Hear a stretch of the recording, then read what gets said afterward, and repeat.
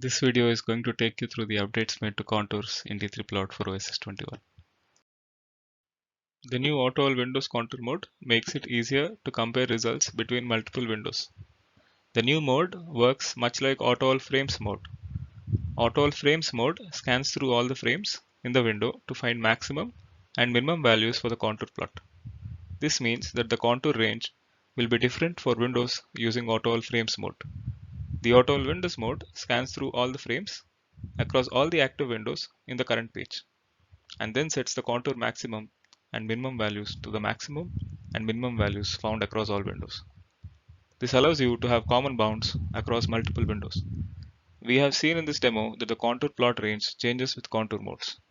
The new contour range label describes the contour data range, allowing you to retain the context of contour mode in the images and movies even after the session is ended.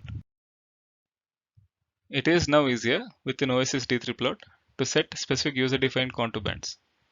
You can select any subset of contour levels by clicking on the tick box to specify them explicitly. All the other levels that are not selected are automatically calculated using linear interpolation. In the case that the first and last levels are not specified, maximum and minimum contour values across the model are taken as the contour range.